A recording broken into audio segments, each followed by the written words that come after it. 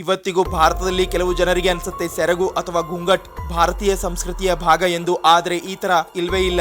ಆದ್ರೆ ಈ ತಲೆ ಮುಸುಕಿನ ಹಿಂದೆ ಇರುವ ಸತ್ಯವನ್ನು ತಿಳಿದು ನೀವು ಬೆಚ್ಚಿ ಬೀಳ್ತೀರಾ.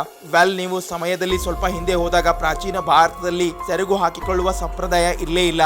ಬದಲಾಗಿ ಆ ಸಮಯದಲ್ಲಿ ಮಹಿಳಾ ಸಬಲೀಕರಣಕ್ಕೆ ಆದ್ಯತೆ ನೀಡಲಾಗ್ತಾ ಇತ್ತು. ಮಹಿಳೆಯರಿಗೆ ಶಿಕ್ಷಣ, ಸ್ತ್ರೀ ಸಮಾನತೆ ಜೊತೆಗೆ ಫ್ರೀಡಂ ಕೂಡ ನೀಡಲಾಗ್ತಾ ಇತ್ತು. ಮತ್ತೆ ಆ ಸಮಯದಲ್ಲಿ ಅವರು ಧರಿಸಿರುವ ವಸ್ತ್ರ ಈ ತರ ಇರ್ತಾ ಇದ್ವು. ಇದರ ಸಾಕ್ಷಿ ನಮಗೆ ಕಲ್ಲಿನ ಮೇಲೆ ಕೆತ್ತಲಾದ ಶಿಲೆಗಳಿಂದ ಸಿಗುತ್ತೆ. ಆದ್ರೆ ಮಧ್ಯಕಾಲೀನ ಭಾರತದಲ್ಲಿ ಇದು ಪೂರ್ತಿ ಬದಲಾಯಿತು.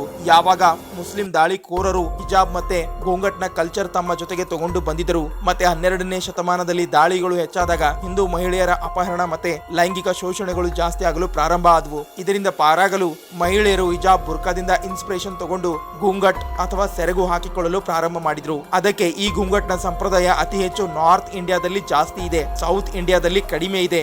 ಏಕೆಂದ್ರೆ ಇಲ್ಲಿ ಮೊಘಲ್ ಮತ್ತೆ ಮುಸ್ಲಿಂ ದಾಳಿಕೋರರ ಕಂಟ್ರೋಲ್ ಕಡಿಮೆ ಇತ್ತು. ಇಂಥದ್ದೇ ಫ್ಯಾಕ್ಟ್ ವಿಡಿಯೋ ನೋಡಲು ಚಾನಲ್ ಸಬ್ಸ್ಕ್ರೈಬ್ ಮಾಡಿ, ಹಂಗೆ ನಮ್ಮನ್ನು ಫಾಲೋ ಮಾಡಿ, ಸಪೋರ್ಟ್ ಮಾಡಿ.